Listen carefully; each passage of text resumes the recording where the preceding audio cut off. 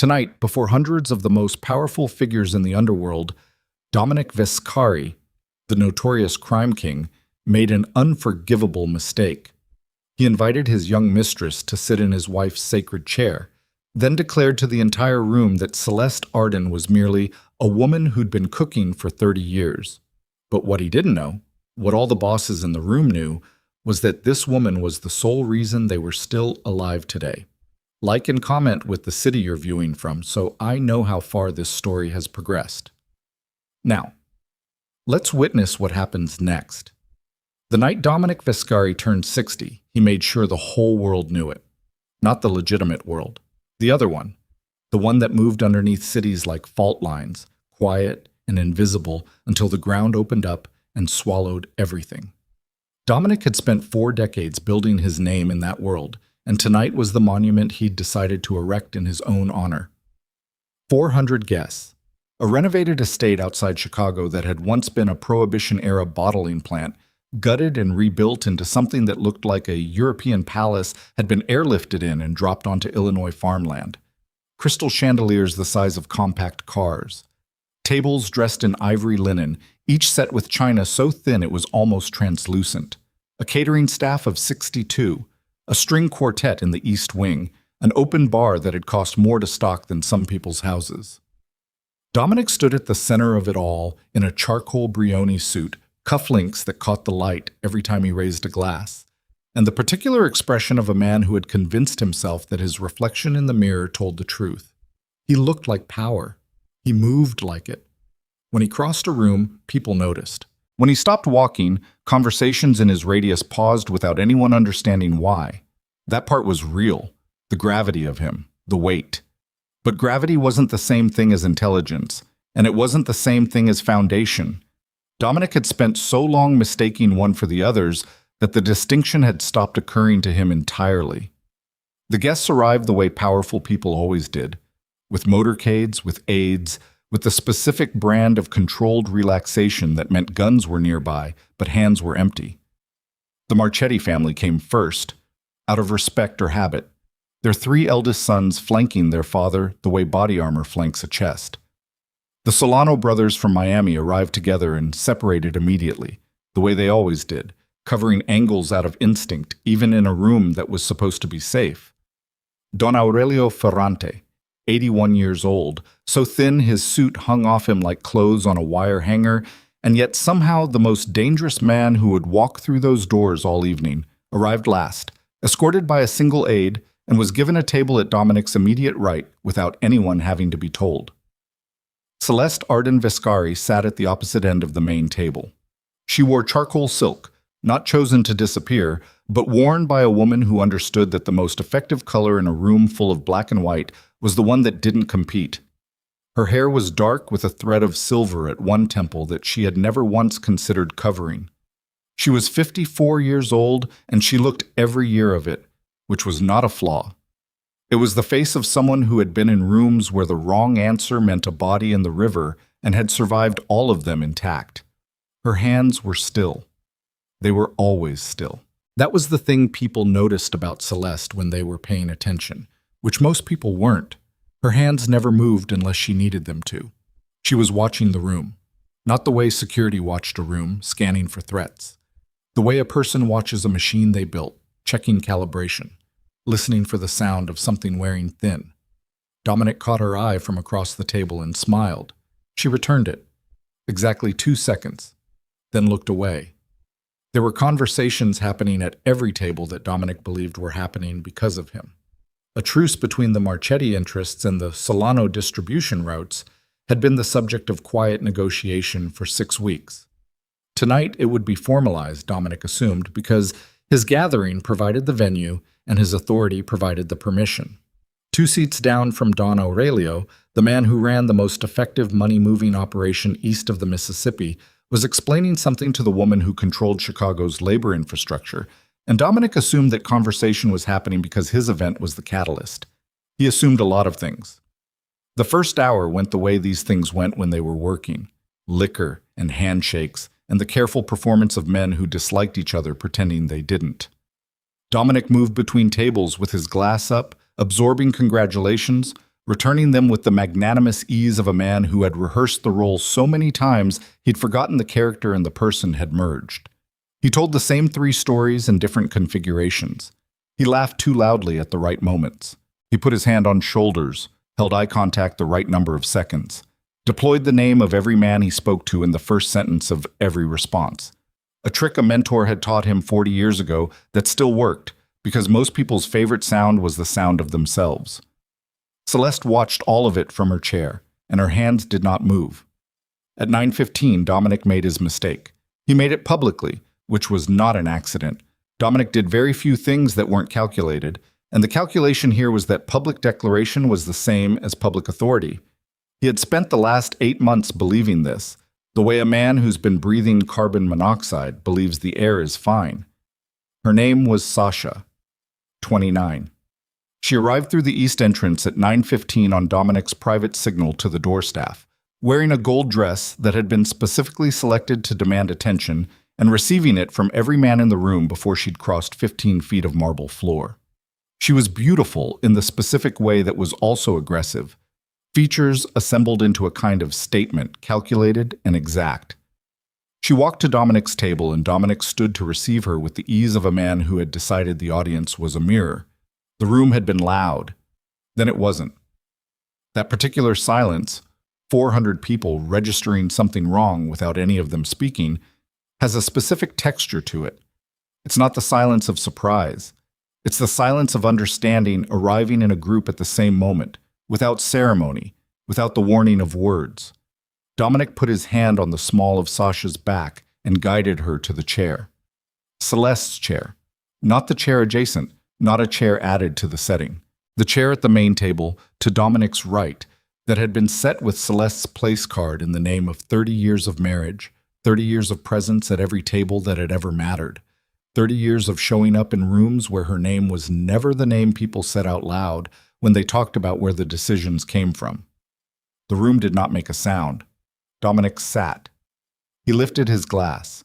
And then, because the calculation had gone this far, and the narcotic of his own authority had made the last step feel inevitable, he said it. "She's earned her seat at every table," he said, nodding toward Sasha. His voice carried the particular register of a man who knew the room was listening and wanted it to. "A woman who can keep up with this world deserves to sit at the center of it, not," and here he paused, smile turning the way a blade turns, "spend 30 years cooking dinners while real people built the empire."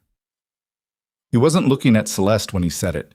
He was looking at Don Aurelio, the oldest man in the room, the one whose approval had always been the currency Dominic wanted most. Don Aurelio's face did not change. At the far end of the table, Celeste Arden picked up her wineglass, set it back down, untouched. Her hands, those still deliberate hands, pressed flat against the linen for exactly one breath. Then she stood. She didn't look at Dominic. She didn't look at Sasha. She didn't look at anyone. She walked toward the exit. No rush, no theater. The measured pace of a woman who had decided where she was going and found nothing in the room behind her worth the weight of a glance back. The string quartet in the East Wing was still playing. Someone's fork touched a plate. Every other sound in the building had stopped. 20 feet from the doors, Don Aurelio Ferrante pushed back his chair. The sound of it, that single scrape of wood on marble in a room gone that quiet, hit harder than a gunshot would have. He rose. All 81 years of him, slowly, without assistance, with the specific deliberateness of a gesture that had been calculated to land like a verdict. His aide reached for him, and he held up 2 fingers, and the aide stopped.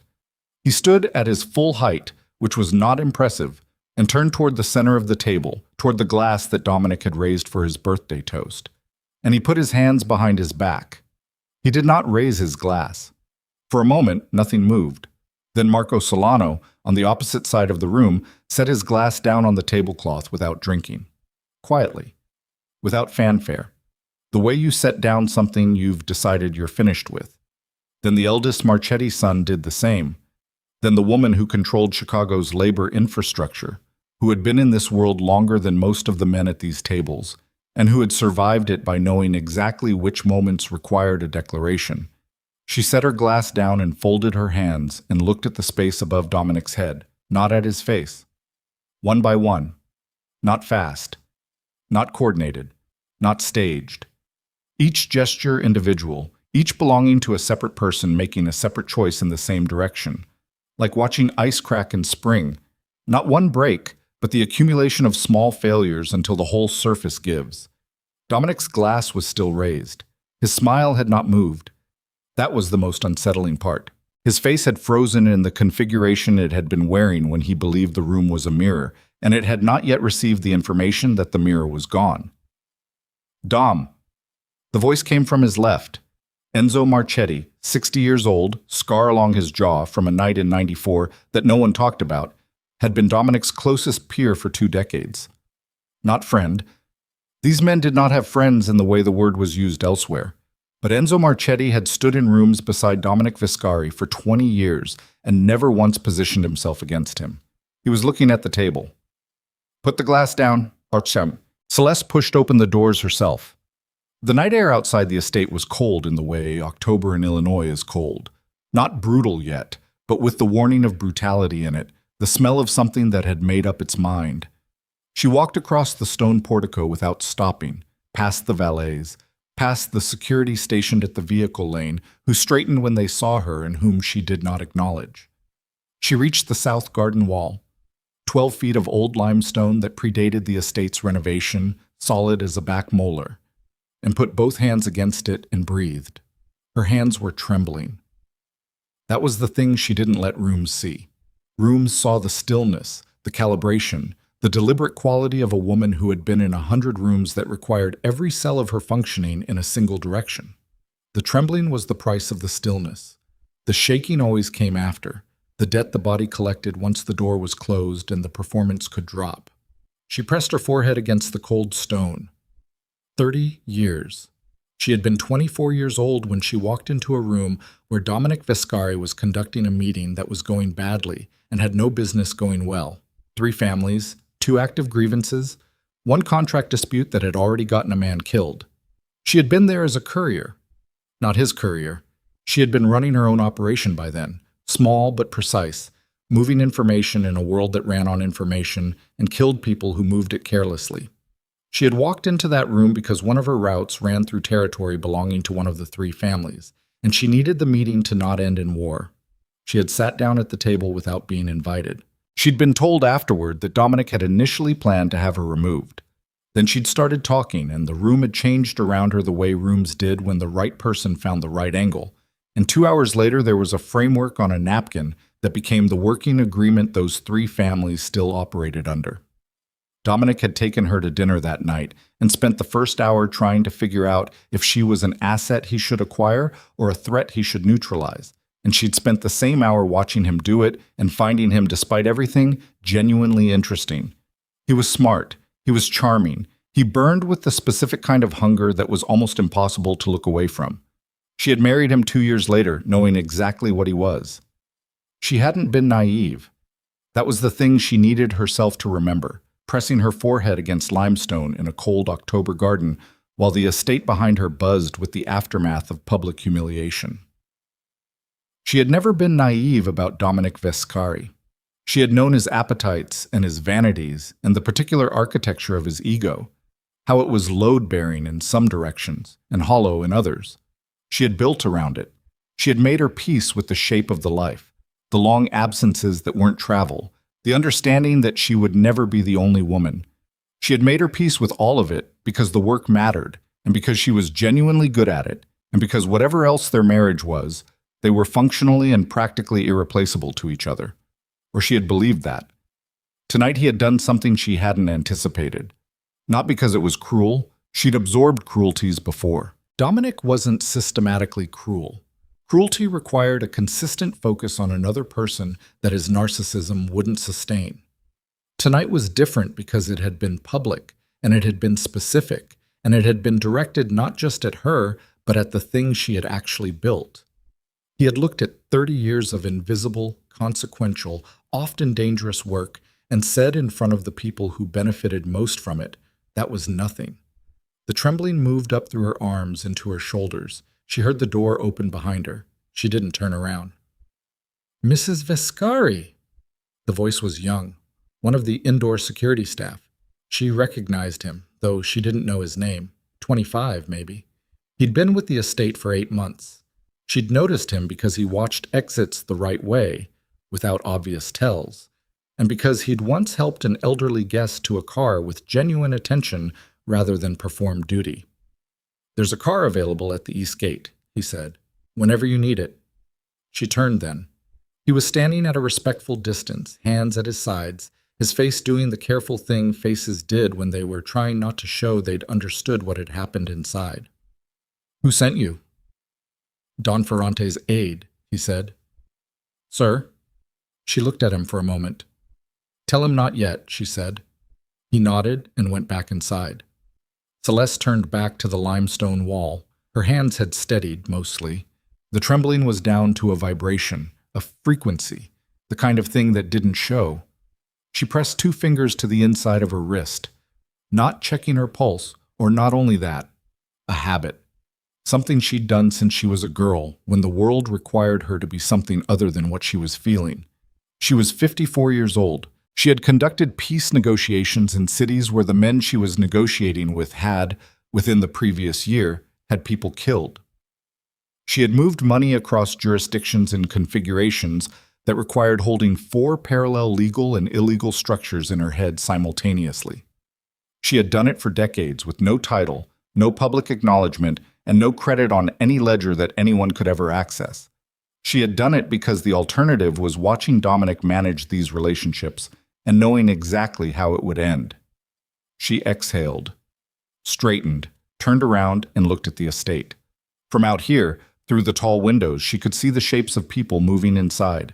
The dinner had not resumed. She could read chaos in the movement pattern, in the clustering near the main table, in the way bodies separated into groups along lines that were not social, but operational. People moving toward people they actually trusted, which in this world was a very different arrangement than where you sat at dinner. She watched it the way she watched everything, calculating. The thing Dominic had never understood, had never been able to understand because his intelligence ran wide rather than deep and power had insulated it further, was that her value to this structure was not logistical. It was not the negotiations or the money routes or the settled feuds, though all of those things mattered. Her value was trust.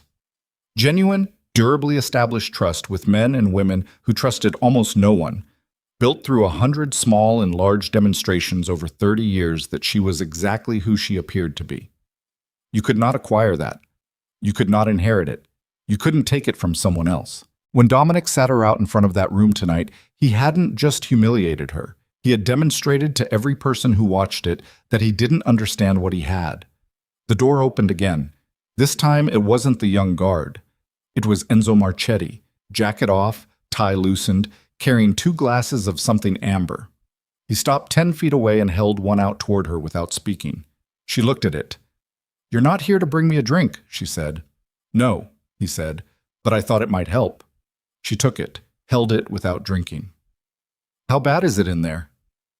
"Bad," he said, and the flatness of it, no performance, no softening, was the most honest thing anyone had said to her all night. "Aurelio hasn't moved. The Solano brothers went to the East Wing 20 minutes ago and haven't come back. Your husband is trying to control the room and—" He stopped, looked at the wall. "It's bad. And you're out here. I'm out here." She turned the glass in her hands. "What do you want, Enzo?" He was quiet for a moment. The kind of quiet that meant the answer was complicated enough that he was deciding how much of it to actually say. "He's going to ask you to go back in," Enzo said. "He's already told Ferrante's aide you'll come back in if he asks you to. He believes that. And you came to warn me. I came to tell you that if you go back in tonight, it means something different than it would have meant yesterday. The room has changed. What you walk back into, that's not what it was." She looked at him. Enzo Marchetti had been in this world since he was 17 years old.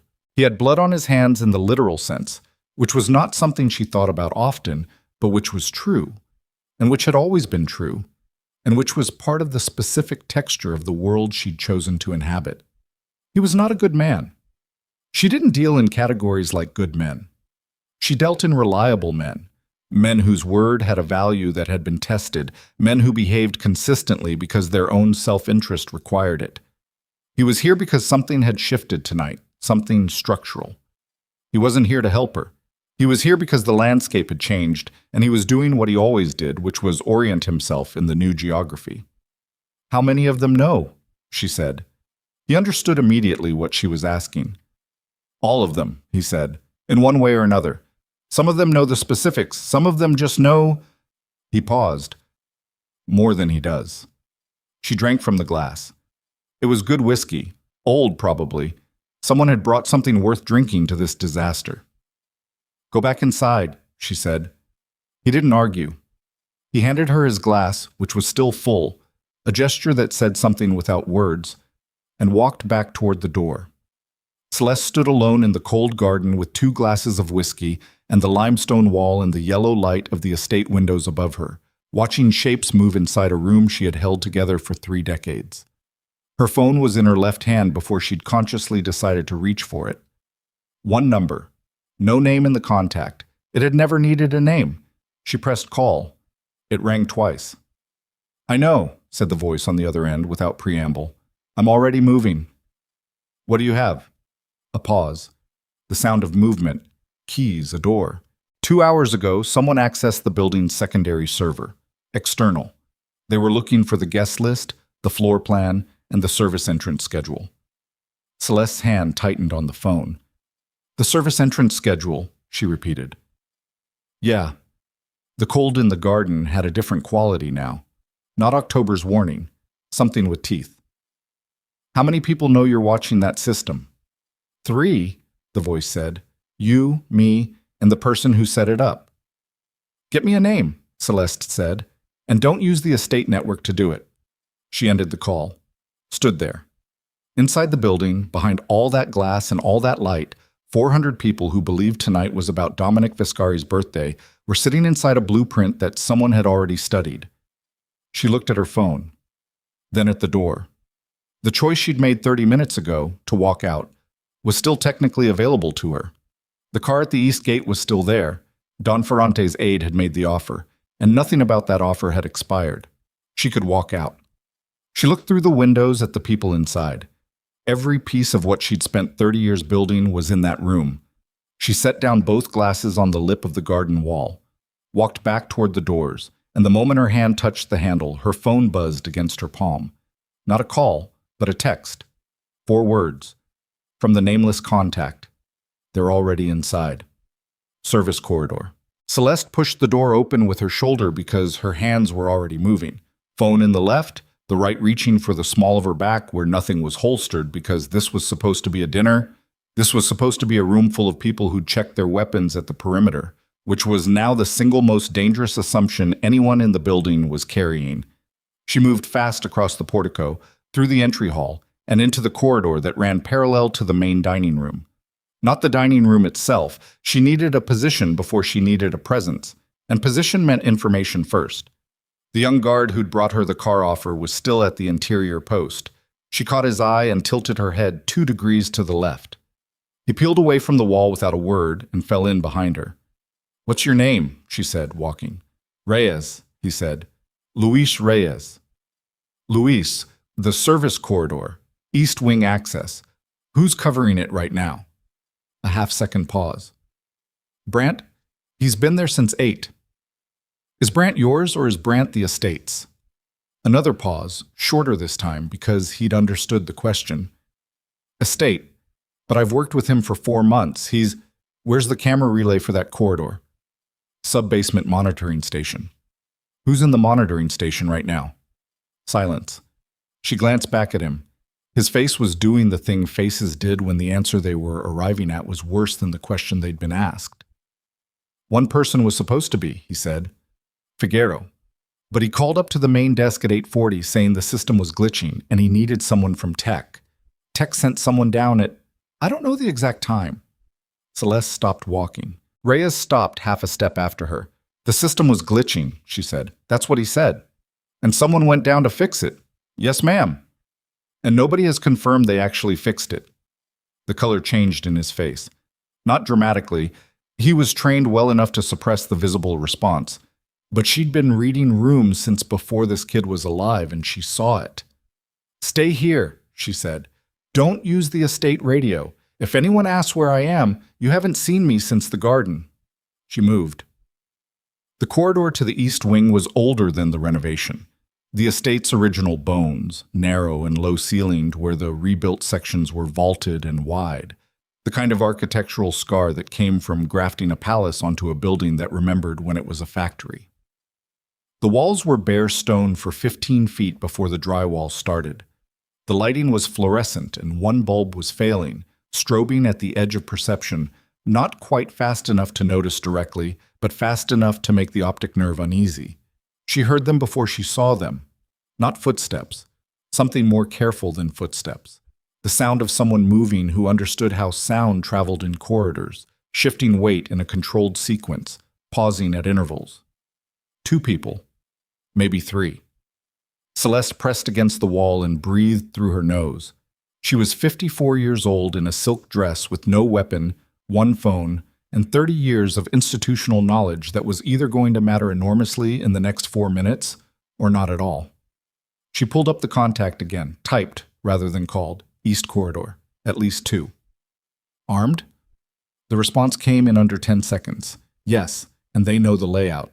That was the thing. That was the specific thing that had been bothering her since she'd read the first text in the garden, the detail that didn't resolve cleanly. The service entrance schedule.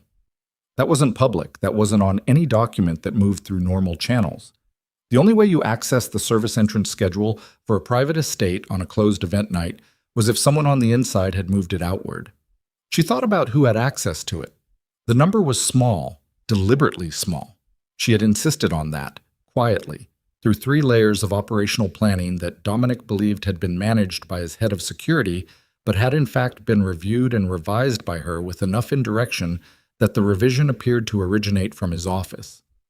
She'd done that with a dozen systems over the years, not because she'd anticipated this specific threat, because she'd anticipated a shape of threat, the general category, the way certain systems attract the specific vulnerabilities that match their value, which meant the person who'd accessed that schedule was either inside the operational structure she'd built, one of a very short list, or they were someone who'd gotten close enough to that list to see through it.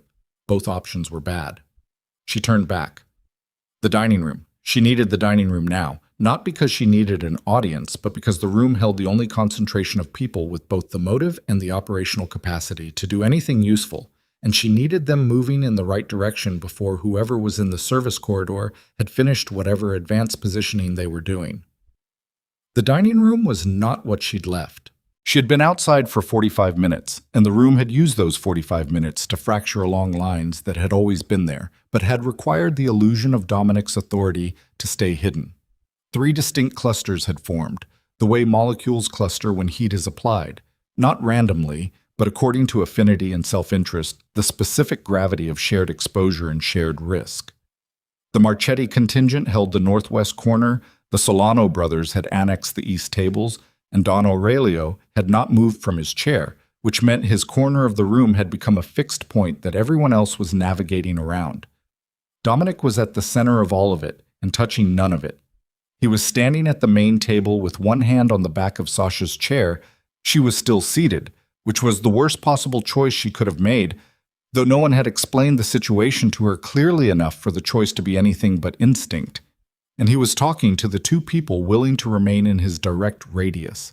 His head of security, a man named Brower, who was loyal in the specific way that was purchased rather than earned, and one of his personal attorneys who had the polished attentiveness of someone acutely aware that the situation had shifted and frantically calculating what that meant for his retainer arrangement.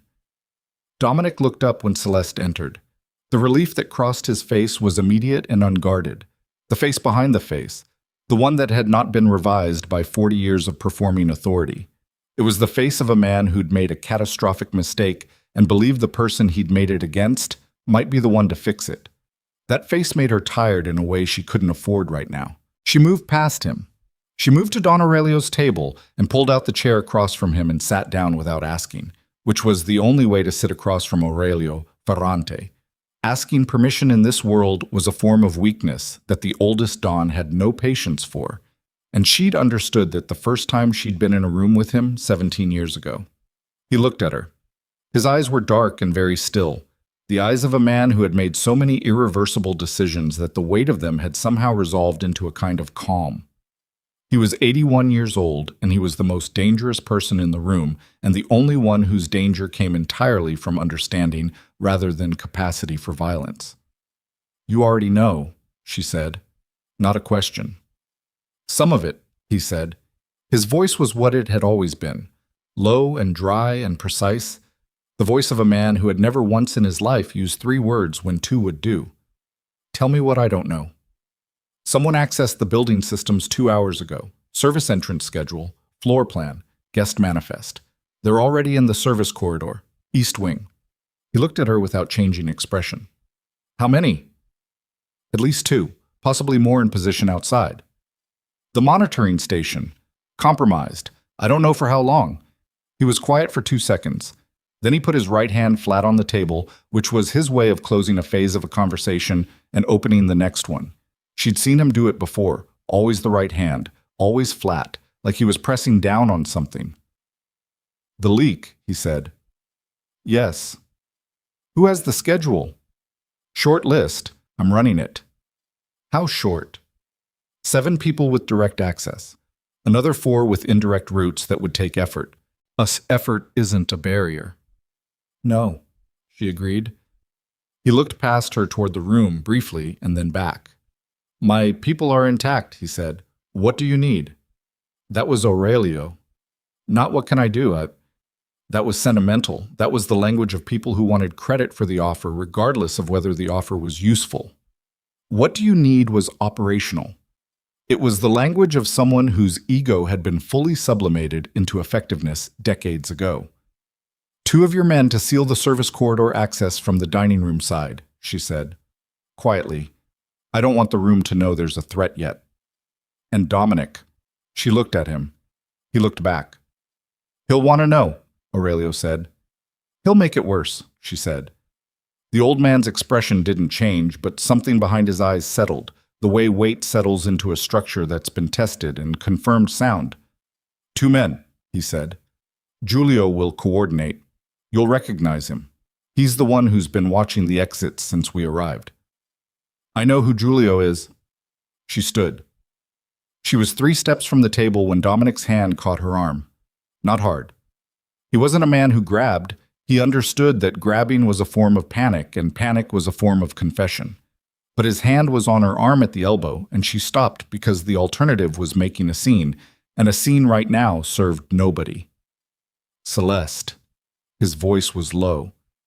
The performance was off. The charcoal suit and the crystal chandeliers and the birthday king architecture of the evening were still physically present, but the man wearing them had stepped out from behind the construction, and what was left was something older and less composed. I need you to let go of my arm," she said. He let go. She turned to face him because facing him directly was more efficient than having him at her shoulder. Up close, she could see what the room had cost him in the last 45 minutes. The skin under his eyes had a gray quality. His jaw was set in a way that looked controlled but was actually effortful, the muscles working to hold an expression that was threatening to collapse into something less presentable. He was a man who needed to be the center of a room, and the room had decoupled from him, and he was responding to that the way he always responded to structural threats, by looking for the person who could reverse it. "You need to tell me what's happening," he said. "There's a security situation," she said. "I need the next 15 minutes without you making it more complicated." "A security?" He stopped, recalibrated. "What kind of situation?" "The kind I'm handling." "This is my house, Celeste. These are my..." "Dom." She said it the way she'd said it 100 times over 30 years, the specific register that was not patient and not cruel but simply conclusive, the tone of someone who was done with a detour and returning to the primary route. "I know whose house it is. I know whose guests they are. I know whose name is on every structure in this room." She held his gaze. "Now let me work." He looked at her. The thing she would never tell him, The thing she had never told him in 30 years and would not tell him tonight was that she could see him clearly. Not the man he performed, the actual man. The one who was genuinely intelligent and genuinely charismatic and genuinely capable of a kind of loyalty that ran deep, who had also been so thoroughly marinated in his own myth that the myth and the man had fused in ways that neither could see clearly anymore. She could see both. She'd always been able to see both. That specific double vision was either the reason she'd stayed or the thing the staying had cost her. She'd stopped being able to separate those possibilities years ago. He stepped back. She moved. Aurelio's man, Giulio, was already positioned near the dining room's east entrance. She'd been right. She knew him immediately. The stillness of someone who'd spent decades in rooms like this, and understood that stillness was the most information-efficient way to occupy space. She crossed to him, said 4 sentences, and watched him peel away toward the corridor access with the seamless directional change of a man who'd done this before. Then she went back to the room's geometry. The Solano brothers were the problem she'd been deferring. Rafael Solano was 52 and ran the southeastern distribution corridor with a precision that would have been impressive in a legitimate industry and was extraordinary in the one he'd actually chosen. His brother Matteo was 3 years younger and was the reason Rafael's precision actually held. Matteo was the one who dealt with the human variables, the ones that precision didn't account for. They were not men who came to rooms unprepared. They were not men who made their position in a room unclear. They had been in the East Wing for 30 minutes, which was too long for a bathroom break and too short for a negotiation. She found them in the smaller reception room off the East Hall, a room that had been set up as a secondary lounge for the evening, red velvet chairs and a bar that no one had been tending since the dining room fractured. Rafael was standing at the window. Matteo was sitting in one of the chairs with his elbows on his knees, watching the door. He looked at her when she entered without the surprise that would have meant he wasn't expecting her. "You have 2 minutes," Rafael said to the window. "I need 4, she said. 2. She sat down across from Matteo without being invited, which she'd done deliberately, because the Solano brothers responded to directness the way most men in their world responded to shows of force. It registered as the real language, the one underneath the social performance, the one that meant the person speaking it actually understood the terrain. "Someone is in the service corridor," she said, armed. They had the guest list, the floor plan, and the service entrance schedule before tonight. Rafael turned from the window. "The schedule," Matteo said. "Yes." The 2 brothers did not look at each other. They didn't need to. Whatever passed between them at moments like this had been refined over a lifetime of shared high-stakes environments into something that didn't require visible communication. "You're saying someone knew who would be here tonight," Rafael said. "Everyone who was going to be here was in a confirmed invitation list. But the service entrance schedule is operational detail. It's not on the invitation." "So it came from inside the operational planning?" "Yes." Rafael moved from the window. He had the specific economy of movement of men who had learned that unnecessary motion was a form of information, and he rationed his carefully. He came to stand at the arm of his brother's chair and looked at Celeste with the expression of a man processing a recalculation. "How many people are dead already?" he said. "None that I know of." "That you know of?" "The monitoring station has been dark for at least an hour," she said. "I don't know what happened to the man who was assigned there." "Figuero," Matteo said. She looked at him. "Figuero Asante," Matteo said. "He's been working estate security for Vescari for 2 years. Before that, he worked a private security firm out of Atlanta. Before that," he paused. "He worked for an organization that doesn't exist anymore because someone dismantled it." The air in the room changed. "Which organization?" Celeste said, and her voice was level in the way that required work. "You know which one," Matteo said. She did. She had spent 18 months, 11 years ago, mapping and then methodically unwinding a covert network that had been building infrastructure inside organized crime structures across 4 cities. Not law enforcement, something different. A private architecture of embedded operatives whose purpose had been to collect enough leverage on enough people that the network could effectively control the decisions of whatever power structure it had infiltrated. She had found it by accident, pulled a thread that turned out to be connected to a load-bearing wall, and had spent 18 months after that pulling the rest of it apart with the specific patience of someone who understood that speed would get people killed. She had believed she'd finished. Figueroa was a sleeper, she said. That's our read, Raphael said. We've known about him for 6 weeks. She looked at him. We were watching him, Raphael said, with the particular flatness of a man who was not apologizing for the information he'd withheld because he didn't believe he'd been obligated to share it. We had no confirmation he was active. He was dormant. Until tonight. Until tonight. And you came anyway. We came, Raphael said, because if someone was going to activate this kind of asset against this kind of gathering, we wanted to know who gave the order and why. We are not going to know that from Miami. Celeste looked at him for a long moment. The Solano brothers had known. They had walked into a building with a confirmed embedded operative and said nothing, because their interest in the intelligence was worth more to them than the warning. She understood the calculation.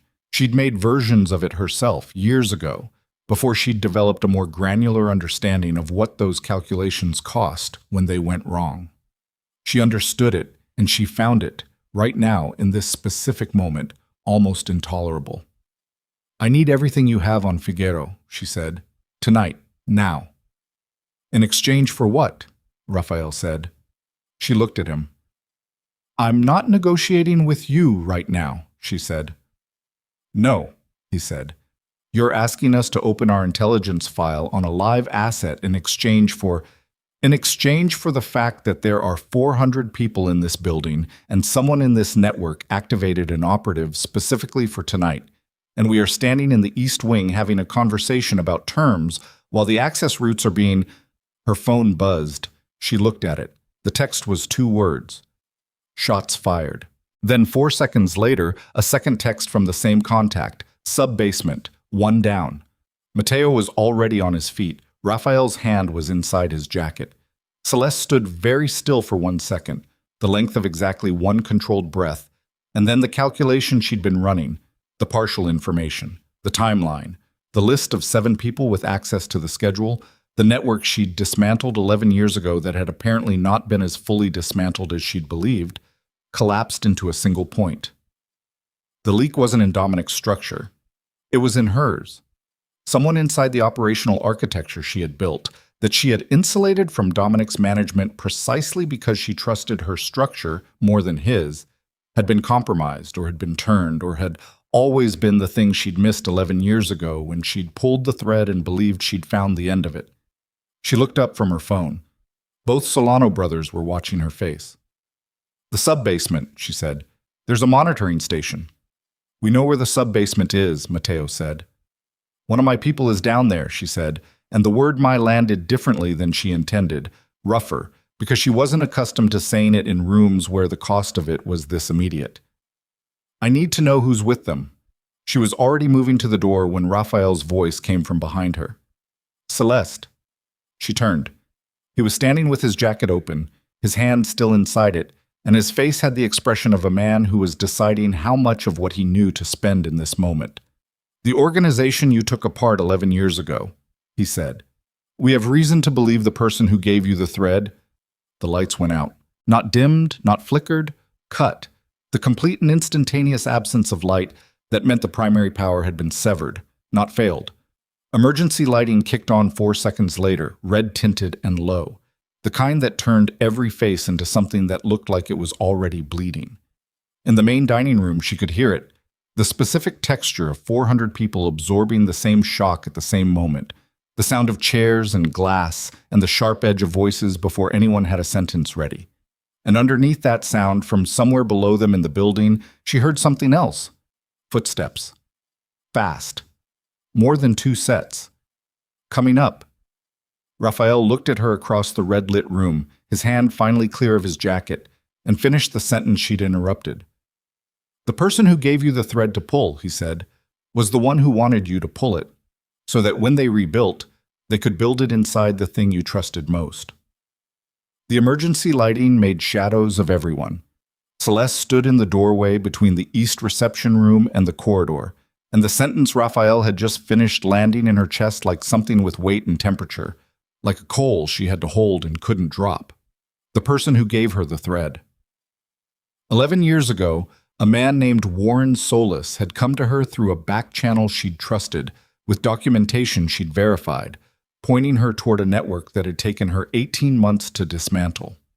Warren Solis, who had been inside her operational structure for 9 of the last 11 years. Warren Solis, who was one of 7 people with direct access to the service entrance schedule. She turned to Mateo.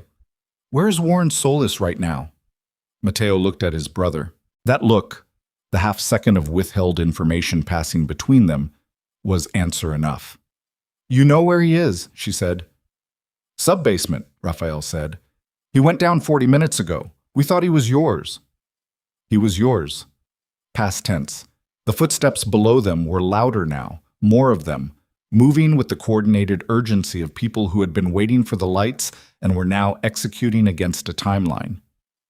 In the main dining room, voices had sharpened from confusion into something closer to controlled fear, the sound of trained men recognizing that what had just happened was not an accident. Celeste moved into the corridor. Reyes materialized from the dark at the far end. He'd stayed, which meant either he was better than she'd given him credit for, or he had nowhere else to go that made more sense. "Reyes," she said. "Sub-basement stairwell. Take me there." He moved without answering. She followed him, and behind her she heard the Solano brothers fall into step without being asked, which was either solidarity or the specific self-interest of men who understood that right now their survival and hers were running on the same track. The stairwell door was fire-rated steel and stood open, which meant someone had propped it, which meant the people coming up had planned on coming up from the beginning. She stopped at the threshold, listened. The footsteps had stopped. That was worse than hearing them, because it meant whoever was below had also stopped, had heard movement above them, and was now doing the same thing she was doing, standing in the dark, recalibrating, deciding whether to push forward or wait. And in that specific silence, with the red emergency light casting Rafael Solano's face in something that looked like fury, and Reyes's hand trembling almost imperceptibly on the doorframe, Celeste understood with complete and terrible clarity that the network she had spent 18 months destroying had spent 11 years doing one thing, waiting for her to walk back into the building she thought she'd built, so they could burn it down around her. She went down the stairs first, not because she was the most capable person in the stairwell. Rafael Solano had 20 pounds on her and a loaded weapon and 30 years of experience in environments where the lights going out meant someone had made a decision about who was going to die tonight. She went first because it was her building, her structure, her 11 years of architecture that had been turned into a weapon and pointed back at her, and there was a specific kind of accountability in that she wasn't willing to outsource. Reyes was behind her left shoulder, Rafael behind the right. Mateo covering the top of the stairwell with the door held at a 3-inch gap, watching the corridor above. The sub-basement stairwell was concrete and close, the walls near enough that her knuckles brushed the left side on every step down. The emergency lighting here was older than the rest of the building, yellow rather than red, a single strip along the base of the wall that threw everything upward into shadow and left faces unreadable. The air was different down here, cooler, and with a metallic undertone that the upper floors didn't have. The smell of servers and cable housing and the specific staleness of a room designed to contain machinery rather than people. She heard breathing before she saw him. The monitoring station door was ajar, pushed inward, not outward, which meant whoever had entered had done it fast and without concern for what they'd hit on the other side. Inside, the emergency strip cast the room in the same yellow half-light, and the screens, 8 of them, arranged in 2 rows covering every camera position in the building, were showing static on 6 channels and darkness on the other 2. Figueroa Asante was on the floor. He was alive. That was the first thing. His chest was moving in the specific shallow rhythm of a man who was conscious enough to control his breathing and frightened enough that control was effortful. His hands were zip-tied in front of him. There was blood from a cut above his eyebrow that had tracked down the left side of his face and dried into a dark line along his jaw. He looked up when Celeste entered and something moved across his face that was more complicated than relief. She crouched in front of him. "Figuero, I didn't—" He stopped, swallowed. "I want you to know I didn't activate. They activated me. I wasn't going to—" "Who's they?" she said. I can't. Figuero. She kept her voice flat and even because flatness, in her experience, communicated more danger than elevation did. Yelling was what people did when they were losing control of a situation. The voice she was using now was the voice of someone who had already decided the outcome and was offering the other person a chance to participate in it. The lights are out. There are armed people in the service corridor. Someone is dead or close to it. I need a name. His jaw moved. Solis, he said. She had known it was coming, and it still landed with physical force. The specific impact of a truth you've already accepted intellectually hitting the part of you that hasn't caught up yet. Warren Solis sent you down here, she said. He didn't send me, Figuero closed his eyes for a moment. When he opened them, the complicated thing on his face had resolved into something simpler. The expression of a man who had been carrying weight for a long time and had reached the point where the carrying was worse than the putting down. He told me to stay at the station and watch the camera feeds. He said if anything happened to the cameras, I was to call up to the main desk and report a glitch. He said it would keep me out of what came after. What came after? Raphael said from behind Celeste. Figuero looked at him, then back at her. They were going to use the cameras to coordinate the timing, he said. The service corridor, the rooftop positions, the vehicle lane, all timed off the camera feeds. Solis had the relay codes. He could feed false footage to the screens from an external source. Make it look like the corridors were clear when they weren't. He paused. I think when he told me to call in the glitch, he was clearing me out of the room so someone else could come in and switch the feeds. Did they? He looked at the screens, 6 static, 2 dark. Yes, he said. Celeste stood. Reyes was already moving to the console, pulling up the system architecture on the one screen that was still showing a live interface. She watched him work, fast, competent, the movements of someone who understood the system rather than someone running a procedure from memory. Can you restore it? She said. Some of it, he said, not looking up. The external relay is overriding 6 channels. I can cut the relay if I can find the injection point, but if someone's actively managing it from outside. How long? 10 minutes, maybe 8. 8 minutes was a long time when people with coordinated timing were in the building. She turned to Raphael. The rooftop positions. Your men are covering the south exterior? 2 men, south perimeter. I have 2 more on the vehicle lane. Pull 1 from the vehicle lane to the east corridor access. The timing coordination is compromised, but they'll execute anyway once they realize the relay's been interfered with. The east corridor is the primary interior route. He was already on his phone. She looked at Figuero. Where is Solis now? She said. He looked at the floor. The dried blood along his jaw had cracked at the jawline, a thin fracture in the dark line. He said he'd be in position before the lights went. In position where? He didn't say. She believed him, which was the worst answer he could have given her, because a man who didn't need to tell the asset where he'd be was a man who didn't need the asset for the next phase, which meant the next phase didn't have a role for Figuero, which meant Figuero had been left alive in this room as something other than a resource. She looked at the door, left alive, and found quickly. He left you for us to find, she said, and her voice was very quiet. He wanted us down here. Figuero's face changed. She was already turning, already moving toward the door, and she had her hand on the frame when she heard it.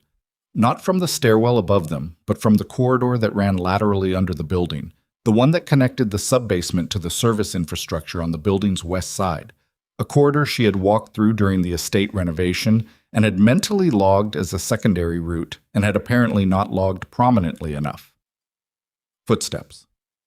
More than 2.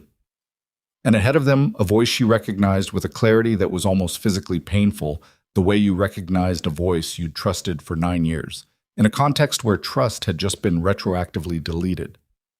Warren Solis said, from the lateral corridor, "She's in the monitoring station. Take the door." The door at the far end of the sub-basement lateral corridor opened. There were 4 of them. Not the profile of an assassination squad, not the tight 2-person geometry of professionals executing a clean operation.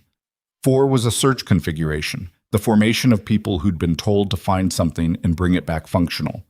They wore the estate's catering staff uniforms, which was elegant in the way that the best operational planning was elegant, hiding in the costume of the event's own infrastructure. Raphael moved first. He was fast for his age and his size, the particular speed of a man for whom violence had been a professional language for so long it bypassed the processing delay that hesitation required.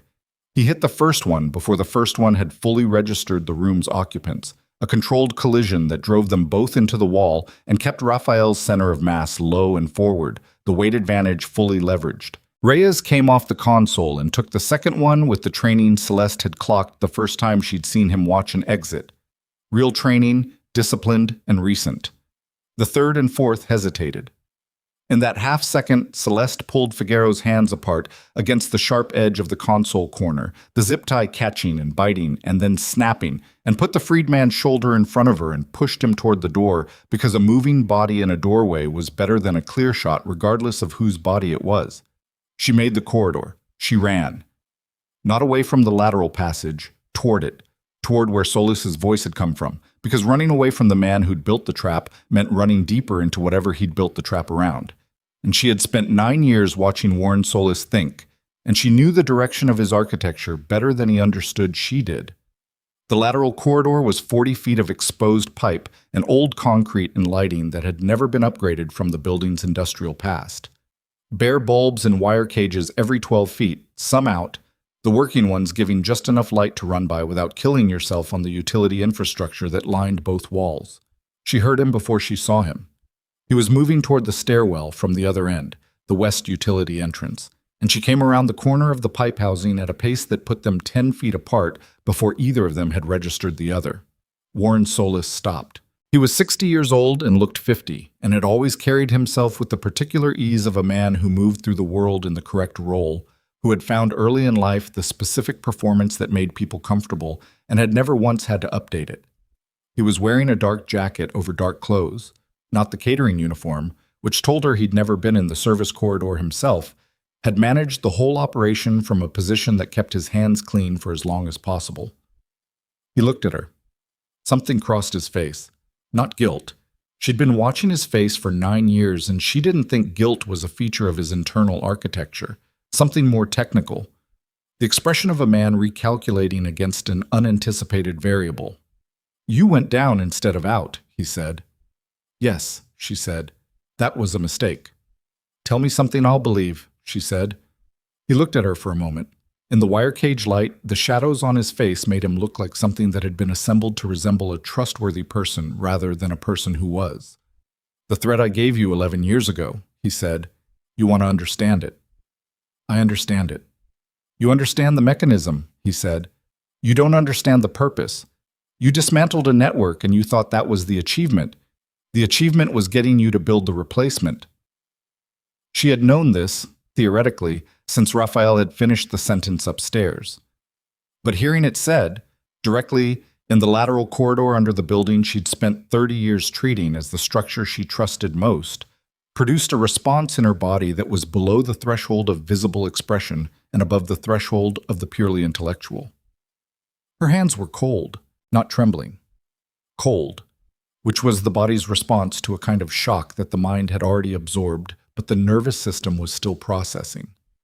"The network I built," she said, "was built on the foundations I gave you," he said. "The contacts I vouched for, the routes I confirmed, the people I told you were trustworthy." He said it without performance, the way a person stated an engineering fact.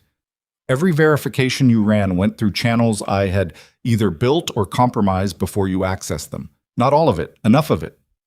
Enough of it to leave doors." "Enough of it to leave doors," he agreed. She looked at him. "Why tonight?" she said. "Because after tonight, Dominic Viscari's authority is finished regardless of what happens in this building. The room already made that decision before the lights went out. What replaces it is the question. What replaces it needs to be the right structure." He paused. "And the right structure needs the right person managing it to not be you." She was very still. "The High Chancellor position," she said. Something shifted in his face. Small. The recalibration of a man who had underestimated a specific variable. "You knew about that," he said. "I've known about it for 4 months," she said. "Aurelio brought it to me in June. I told him I needed time to consider it. I didn't tell anyone else." She watched his face. Including you. Which means your intelligence on my position came from Aurelio's office, not mine. The recalibration on his face deepened. His aide, she said. The young one. Marco. Solis said nothing, which was the confirmation. The new council, she said. You needed me out of the picture before it formed, because a council that I helped structure would have verification systems you couldn't penetrate. But a council that formed in the chaos after an attempt on its founding members. She stopped. Let it sit. You weren't trying to kill everyone in that room, Warren. You were trying to kill enough of them that the ones who survived would build something fast, something afraid, something that needed the kind of stability you were already positioned to provide. The silence in the lateral corridor had a particular density. Pipe infrastructure ticked and hummed. Somewhere above them, the building was moving. She could hear it in the vibration of the concrete, the specific frequency of many bodies in a confined space responding to threat. You've had 9 years of access, she said. My roots, my contacts, my operational architecture.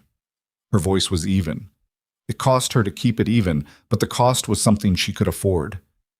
How much of what I built is actually mine? He looked at her for a long moment. Less than you think, he said. More than you're afraid of. She moved. Not toward him. She had no weapon, and he was 60 years old and fit, and she had spent 0 of the last 30 years training for physical confrontation, because physical confrontation had always been the failure mode. She was smart enough to route around.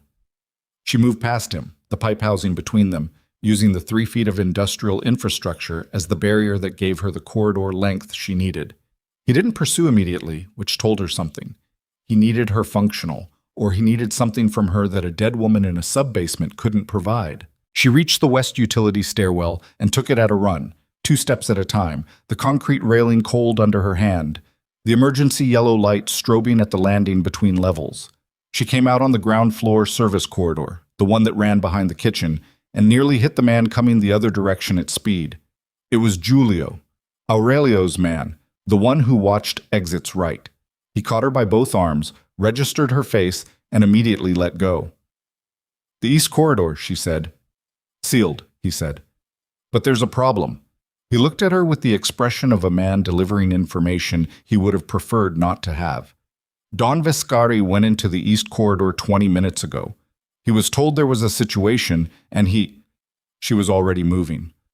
He went in alone, Giulio said, keeping pace, with Brower. And Brower is Solis's, she said. The sound Giulio made was not a word. The east corridor was 30 meters from the service hall. She covered it in under a minute, Giulio behind her, and the door at the end of it was open. Not propped, not held, open in the specific way a door was open when the last person through it hadn't expected to come back. Inside, the corridor was lit by the emergency strip and by the flashlight mounted on a weapon that was pointed at Dominic Viscari's head. Dominic was on his knees. His jacket was torn at the left shoulder, the charcoal Brioni suit he'd worn to his own birthday celebration, now carrying the specific dishevelment of a man who had been put on the ground by someone who knew how to put people on the ground. There was blood from his lower lip, already swelling, and his cufflinks, those light-catching cufflinks, were gone, his wrists bound behind him with the same zip-tie material she'd found on Figuero. Brower stood behind him with the weapon, and beside Brower, holding a phone with a screen showing the static camera feeds, was a man she had never seen before, young, 30s, with the specific blank attentiveness of someone who was present in the room in a purely operational capacity and had no personal investment in any of the human material around him. Dominic looked up at her. His face was the face she'd seen briefly upstairs when the performance had dropped. The actual man, stripped of the construction, and what was left of it right now was something she didn't have a word for. Not fear, exactly. Not the simple animal response. Something more complicated. The face of a man who had spent 40 years being the most dangerous person in whatever room he was standing in, now kneeling in a corridor in his own building with a gun at his head, looking at the woman he'd publicly humiliated 3 hours ago, and understanding, perhaps for the first time in a way that was more than intellectual, the precise and catastrophic distance between what he'd believed about his own power and what had actually been holding it together. Celeste, he said. Her name in his mouth had a quality it hadn't carried in years.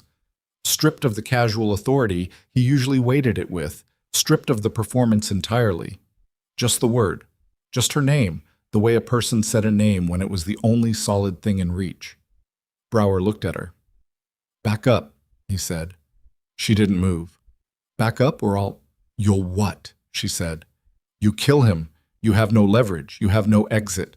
You have 400 people upstairs and at least 6 of Aurelio Ferrante's men who will be in this corridor inside 3 minutes." She kept her eyes on Brower's face, not the weapon. The weapon was information. The face was the decision. Solis sent you to hold him, not kill him, so the weapon is a prop right now and we both know it. Brower's jaw tightened.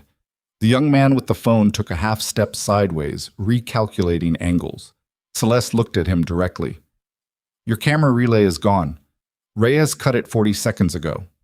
She didn't know that for certain. She was running on the timeline she'd given Reyes and the probability that he'd hit it.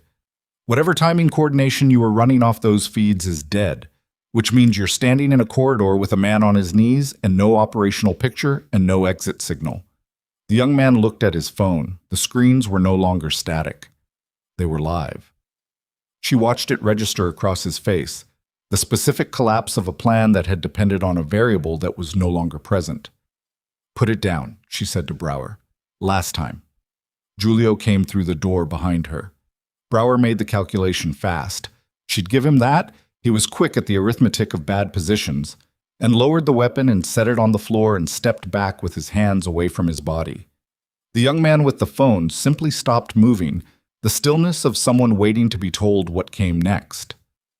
Celeste walked to Dominic and crouched and pulled him upright by the arm, and he came up without resistance, which told her more about the last 20 minutes than anything she could have asked him. He stood, looked at her. "The leak," he said. His voice was rough. "It was Solis." "Yes. He's been inside your structure." "Yes." Dominic was quiet for a moment. The corridor hummed. Above them, the building held 400 people who were waiting for someone to tell them the shape of what came next. "How bad?" he said. She looked at him. This man she had married and built around and protected from the full weight of his own insufficiencies for 30 years, and told him the truth for the first time in longer than she could accurately measure. "Bad enough that nothing goes back to what it was," she said. "Not tonight. Not after." He held her gaze, and for once, he did not argue. They came up from the sub-basement in a line. Celeste first, then Dominic with his wrists freed and his jacket torn and his mouth still bleeding, then Julio, then Reyes, and behind them the 2 men from the East Corridor who had stopped being Brower's problem and become Julio's the moment the weapon hit the floor. The ground floor service corridor smelled like cold stone and catering prep, the specific combination of industrial cleaning product and standing food warmth that meant the kitchen was 30 feet away and had been abandoned mid-service, trays still loaded, heat lamps still running over dishes that nobody was going to eat. The normalcy of it was almost offensive. The domestic machinery of a birthday dinner still running on its original programming, while the building it occupied had become something else entirely. Celeste stopped at the junction where the service corridor met the main hall. Listened. The building had a sound now that it hadn't had an hour ago. Not panic, not the undifferentiated noise of a crowd losing its shape, but something more structured. The sound of 400 people who had mostly spent their professional lives in dangerous environments sorting themselves according to the logic of dangerous environments, clustering near known allies, moving away from exposed positions. The specific quiet of people who had stopped talking because talking used attention that the situation now required for other things. She pulled out her phone. The contact, still no name, still the number she'd called from the garden, picked up on the first ring. "Tell me," she said. 3 exterior positions confirmed disabled, the voice said. South perimeter, east vehicle lane, northwest rooftop. Aurelio's people got to 2 of them. Solano's man got the 3rd. A pause. The sound of movement. "There's a 4th position we can't locate. Somewhere on the north face of the building. High elevation. Probably the 2nd floor exterior balcony off the old bottling room." "That balcony doesn't appear on the renovation plans," she said. "No," the voice said. "It was removed from the plans." "Removed from the plans?" She'd reviewed those renovation plans herself twice, because she reviewed everything twice. She had seen the north balcony on the original structural drawings and had not seen it on the renovation submission.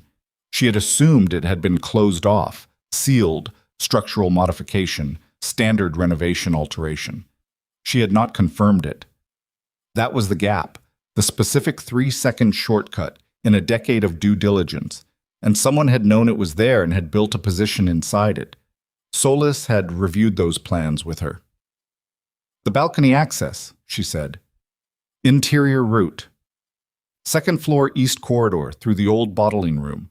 It's being used as storage now, unlocked for the event for catering access. Door at the back of the room, exterior stairwell, 12 feet to the balcony rail. Who's closest to the second floor east corridor right now?" A pause. "You." She ended the call. Dominic was looking at her.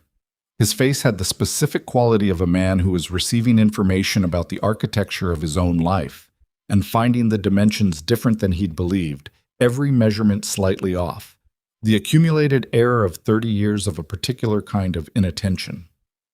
"The balcony off the old bottling room," she said. He blinked. That was sealed. It wasn't. He said nothing.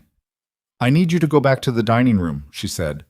"Find Aurelio. Stay in his radius. Do not go anywhere that isn't a room with at least 8 people in it." "I'm not going to—" "Dom." The word came out harder than she'd intended, the specific compression of 30 years of managing his ego hitting the limit of the time she had available for it tonight. "The dining room. Aurelio. 8 people minimum.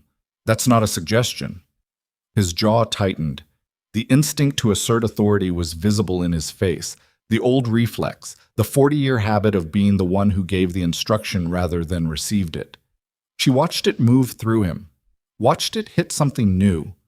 The corridor, the zip ties, the gun against his head, the face she'd made when she told him nothing went back to what it was, and slow and settle.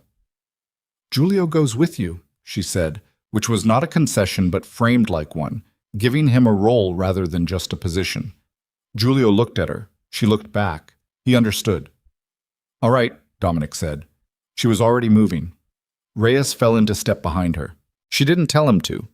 He made the decision himself, and she didn't stop him because she needed someone covering the corridor behind her, and Reyes had demonstrated in the last hour that he operated above the level of his visible role, which was either very good or the most sophisticated version of what she'd been trying to unpack all evening, and she was running out of time to determine which. The second floor east corridor was accessible from the main staircase or from the service stairs adjacent to the kitchen. She took the service stairs, faster, less exposed, no reason to cross the main hall with an unknown shooter in an unconfirmed position on the north face. The stairwell was narrow, and the emergency lighting here was the original yellow, older fixtures, the light quality grainy and sourceless. She took the stairs fast, one hand on the railing not for balance but for the spatial information it gave her. The vibration of the structure, the sense of what the building was doing above and below her. Second floor landing. The east corridor stretched ahead of her, doors on the left. Former office and administrative space from the building's industrial era, converted to private meeting rooms for the estate's event hosting, all of them dark. The old bottling room was at the corridor's end, identifiable by the double-width door that had been widened during the renovation to accommodate equipment. One of the doors was open, not the bottling room.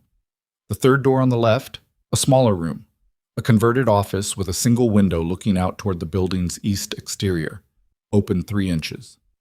Darkness inside. She stopped. Reyes stopped behind her. She looked at the 3-inch gap for 2 seconds. The door had been closed when she'd done her pre-event walkthrough of the building 18 hours ago. She was certain of that the way she was certain of things she'd physically verified rather than assumed. She pushed it open with 2 fingers at the edge of the frame, staying clear of the threshold. Empty. The room was empty. One chair overturned near the window, which was unlatched. Someone had been in here and left through the window or was using the room as a transit point, the window providing a connection between interior and exterior positions that the door-based layout of the corridor didn't reveal. She looked at the window, then at the open sill, then at the exterior. The north face was around the building's corner from here, but the window faced east, which meant a position here could provide line of sight to the east vehicle lane and partial coverage of the east entrance, which meant this wasn't the north face position. This was a secondary position, a fallback, already vacated, already used. She backed out of the room and moved to the bottling room door at the corridor's end. It was unlocked, as the contact had said, propped open with a rubber wedge, the catering access. Inside the room was the architectural honesty of the building's original purpose made visible. High ceilings with the original iron tie rod structure intact, columns at 8-foot intervals, the floor marked with the stain patterns of decades of industrial use that the renovation had cleaned but not erased, crates and catering equipment in stacked formation along the west wall, a folding table with empty drink trays, a fire door at the room's far end with a push bar and a narrow sidelight window. Through the sidelight, the exterior stairwell was a dark vertical rectangle. She moved between the crate stacks, keeping the columns between herself and the fire door's sidelight. The stairwell through the glass was empty. She pushed the bar. Cold air, October with its teeth out now, the warmth of the estate dropping away the moment the door opened. The exterior stairwell was iron, old construction, the railing pitted with surface rust, the treads narrow and steep in the way of industrial egress rather than architectural stairs. It ran up 8 feet to the balcony level and down 12 to the ground. She looked up. The balcony was above her and to the right, separated from the stairwell's upper landing by a short connecting walkway of the same iron construction. From the balcony's position on the building's north face, a shooter would have line-of-sight coverage of the main entrance, the north parking area, the primary vehicle exit, and, at an angle, the north-facing windows of the main dining room. Not a containment position, a command position. The location you put your best asset when the objective wasn't infiltration but control. The overview that could reach anything exposed on 3 sides of the building and had elevation advantage over everything below it. She went up. The iron treads rang softly under her feet, and she put each step at the tread's outer edge where the metal was welded to the riser, and the contact area was smallest, and the sound was least. The railing she touched but didn't hold. Touching gave her information. Holding created dependency on a structure she hadn't verified. The connecting walkway was 6 feet long and completely exposed. She moved across it in 4 steps and came around the corner of the building's north face, and the wind hit her from the northeast, carrying cold and the smell of the surrounding farmland, and she stopped. The balcony was 12 feet wide and 8 feet deep, the iron rail at its perimeter, and it was not empty. 2 people. One was the shooter. She read the role before she read the person, the positioned equipment, the setup oriented north toward the parking area and the entrance drive. A professional arrangement of exactly the kind that the contact had described. Suppressed weapon on a bipod rest, the shooter prone, eye to the scope, covering the primary exit. The second person was standing. Was Warren Solis. He turned when she came around the corner, and for a fraction of a second his face showed the same recalculation it had shown in the lateral corridor below. The unanticipated variable, the plan's edge, encountering something the plan hadn't accounted for. "Step back from the rail," he said. His voice was the same voice it had always been. Calm, measured, the voice of a man who inhabited competence the way other people inhabited their own skin. She didn't step back. "The relay's gone," she said. "Your timing coordination is blind. The south perimeter, east vehicle lane, and northwest rooftop positions are down. You have 1 shooter left and a building that's had 40 minutes to seal itself." "I have the primary exit covered," he said. "No one leaves until I decide the conversation is finished." "What conversation?" "The one we're going to have about the council." She looked at him. "Aurelio's council," he said. "The High Chancellor position. You've been considering it for 4 months, I know that. You haven't decided because you're not sure whether the structure being proposed is real or whether it's another room built on the same foundations as the last one." He paused. "I'm offering you the answer. You're holding 400 people hostage to have a negotiation. I'm ensuring the negotiation has your complete attention." The wind moved across the balcony. Below them, the north parking area was empty of movement. The exits were locked. Giulio's men had confirmed that. Nobody entering or leaving. The estate was sealed. The building hummed beneath her feet, all that contained human mass, all those families and operations and decades of carefully managed violence waiting for the shape of what came next. She looked at the shooter. Prone. Eye to scope. The weapon oriented down and north. From here, the shooter could reach the main entrance if anyone moved through it, could reach vehicles on the primary drive, could, at the extreme angle, reach through the north dining room window if someone was positioned near the glass. Aurelio's table was near the north wall. She felt the specific cold that had nothing to do with October settle into the back of her chest. "The conversation isn't about the council," she said. Solis looked at her. "You don't need the council to be structured the way you want it," she said. "You need the council to not have Aurelio Ferrante in it. Because Aurelio is the one person who's been in this world long enough to have seen your organization before I dismantled it the first time. He's the one person who would recognize the new version regardless of what it looked like." She watched his face. "That's why tonight had to happen at this specific gathering. Not for leverage, for removal." The thing that moved across Solis's face in that moment was not the recalculation of someone encountering an unanticipated variable. It was something older and less technical. The specific expression of a person who has been seen accurately and is deciding what to do with the weight of that. "The shooter's target is Aurelio," she said. Solis said nothing. The rest of the operational complexity, the service corridor, the relay, Brower, Figueroa, that was noise. That was the thing designed to pull everyone, including me, into the sub-basement and the corridors while the real operation stayed up here with a clean line of sight through the north window. Her voice was even. She was very cold. Everything else was architecture. This was the point. "Step back from the rail," Solis said again, and this time the calm in his voice had a different quality. Not the calm of control, but the calm of a decision already made, the kind of calm that came after rather than before. She looked at the shooter. The shooter had not moved, eyes still to scope, the weapon still oriented toward the north dining room window where, 81 years old and immovable as old stone, Aurelio Ferrante was sitting at his table because that was where he'd been when the lights went out, and it was where he would remain because Aurelio Ferrante did not relocate in response to pressure. Celeste took out her phone. "Don't," Solis said. She dialed. She heard the shot before she felt it. The sound arriving as information a fraction of a second before the impact registered, the suppressor reducing the report to a mechanical snap, and then the railing beside her right hand exploded in a shower of corroded iron fragments. And she was moving, not away from the rail but toward the shooter, toward the bipod and the weapon and the prone body, because the distance between her and the shooter was 8 feet, and the distance between the shooter's muzzle and the dining room window was 200 feet. And the math of those two distances meant she had one move and it had to be now. The shooter came off the scope when she hit the bipod with her shin. Not a tackle, not a trained takedown, the raw physics of a moving body colliding with a supported structure, the bipod leg buckling under the impact, and the weapon's angle lurching sideways and upward, the muzzle no longer oriented at the dining room window, but at the sky. She went down with it. Her knee hit the iron balcony floor and sent a bolt of pain up through her hip that she acknowledged and discarded in the same instant.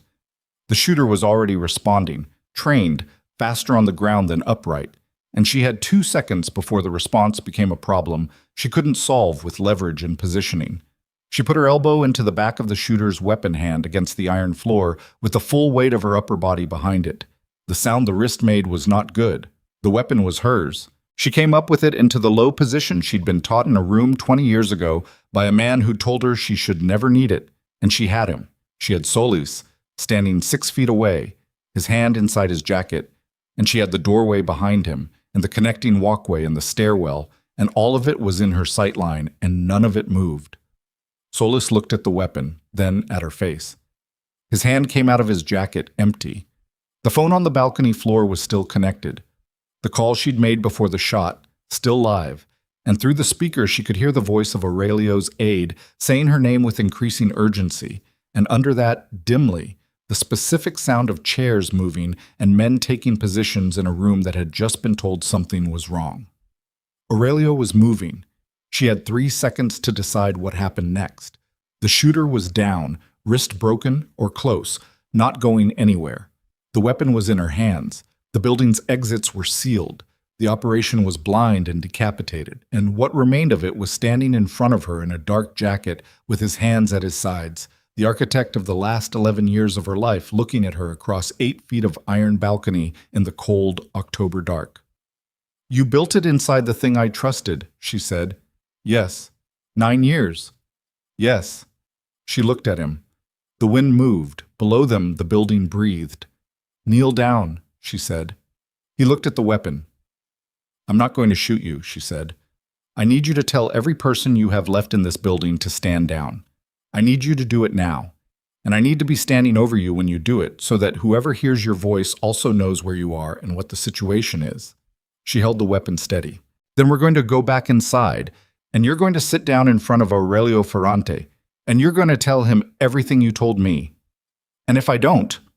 She looked at him with the full weight of 30 years in rooms where the answer to that question was always the same, where the only variable was how much time passed before the person asking it understood what they'd already decided when they walked into the room. "Warren," she said, "kneel down." He held her gaze for a long moment, the kind of moment that had a specific gravity to it, that pulled time into a slower register, that was made of all the years behind it and the irrevocability of what came after. Then his knees hit the iron floor of the balcony, and the wind came off the farmland northeast, and somewhere below them in the building, Dominic Vescari was in a room with 8 people and Giulio's hand near his shoulder, and 30 years of architecture he'd never understood finally, fully, and completely coming apart at the seams he hadn't known were there. Solis made the call.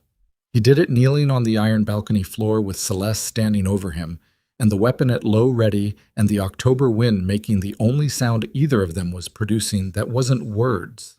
His voice was steady. She'd give him that. Even now the instrument of him was precise, the voice of a man who had spent decades performing competence so thoroughly that it had become structural, indistinguishable from the real thing.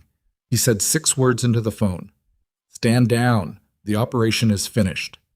Then he said it again, to a second number with the same 6 words. Then he held the phone out toward her without being asked, screen up, showing her both calls ended, showing her the contact list that she could read in the balcony's ambient light. 11 numbers, no names, the architecture of a network that had been built inside her network, and she memorized the first 4 before she took the phone from his hand because she was not going to rely on a device he controlled to be the only record of what was on it. Below them, the building changed. She felt it in the iron under her feet, the vibration of a structure housing 400 people shifting register, the specific frequency of a contained threat releasing, the difference between a room holding its breath and a room that had started, carefully, to exhale. She looked at the shooter. Still down, cradling the damaged wrist, watching her with the flat attentiveness of someone who had accepted the current outcome and was already calculating the next one. "Get up," she said. Slowly. He got up slowly. She moved them both to the stairwell. Shooter first, Solis behind, herself at the rear with the weapon, and brought them down the iron stairs and through the fire door and into the bottling room. And Reyes was there, which meant he'd heard enough through the open door to have positioned himself correctly, and she put the shooter in his custody with 3 words and kept Solis moving. Through the corridor, down the service stairs, through the hall. The dining room doors were open. She walked Warren Solis through them. The room looked up, all of it.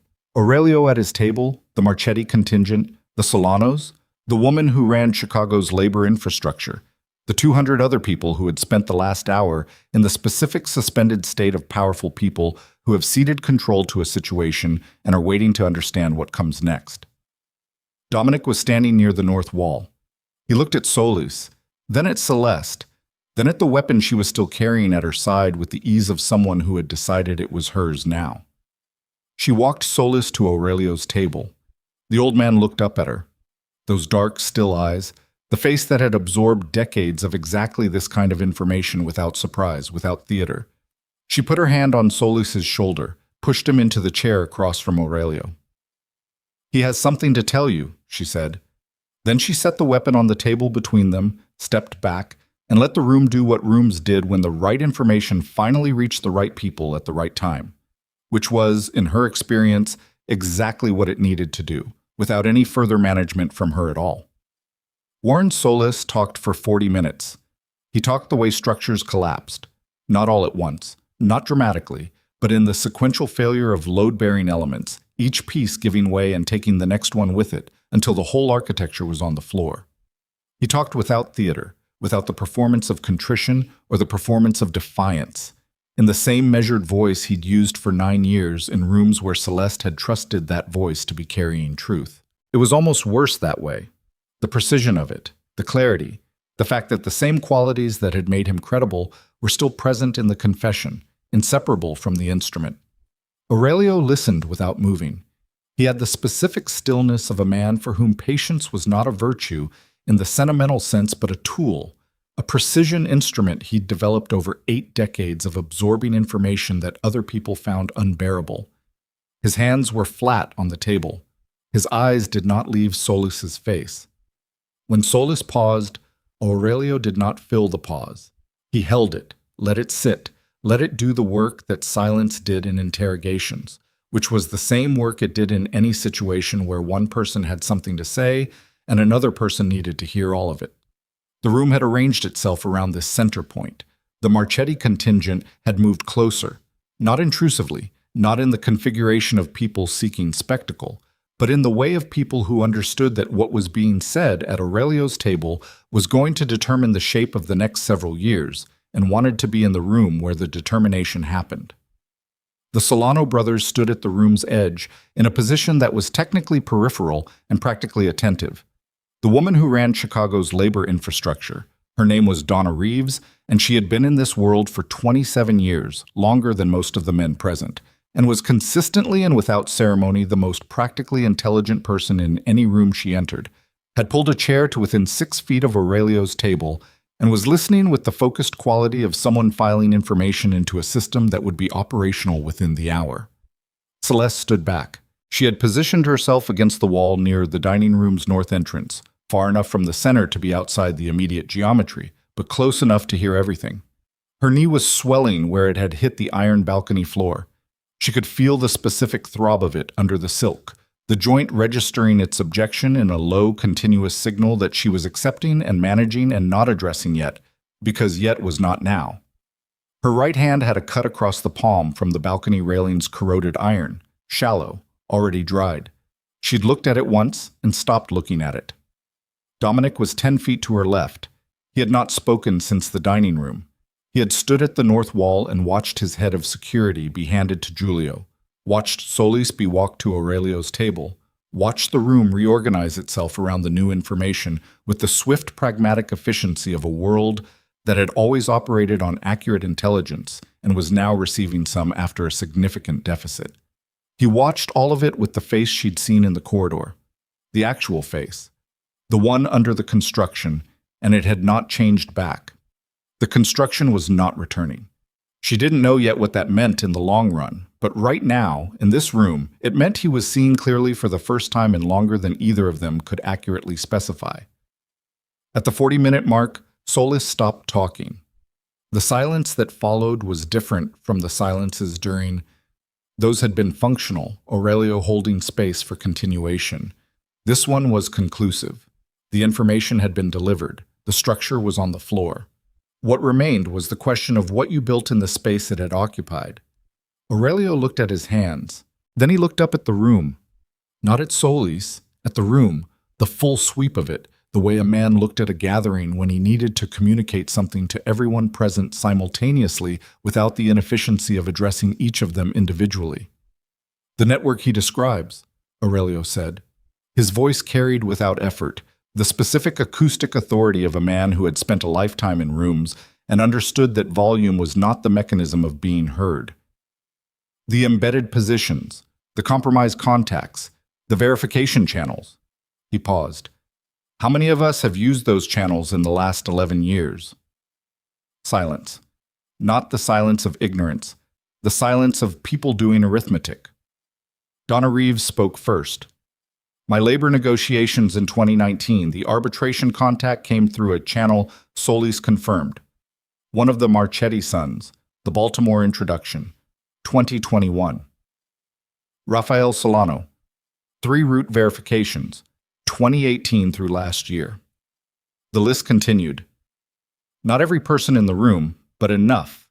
Enough to establish that the contamination was not peripheral, not limited to Celeste's operational architecture. It had spread through the tissue of every major structure represented in this gathering over more than a decade, the way certain things spread through systems quietly below the threshold of detection right up until the moment they weren't. Celeste listened to it and felt each entry land with a weight that was not guilt, exactly. Guilt required a failure of intention, and her intention had been sound. But something adjacent to it, the specific burden of being the origin point of a contamination you hadn't known you were carrying. When the room finished its accounting, Aurelio looked at Solus one more time. "The people you activated tonight," he said. "Every name, every contact, every position and every structure you built inside ours." He put his right hand flat on the table.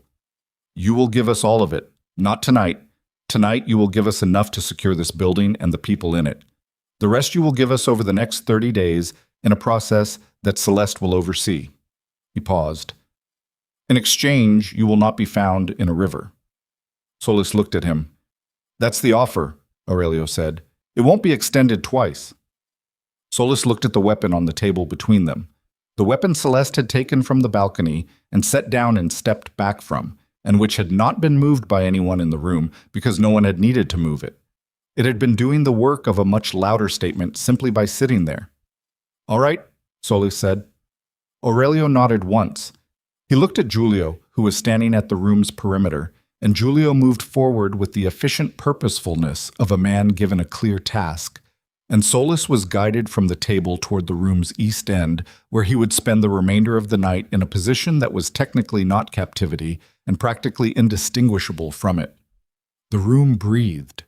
Not relief. It was too experienced a room for relief, which was a civilian response.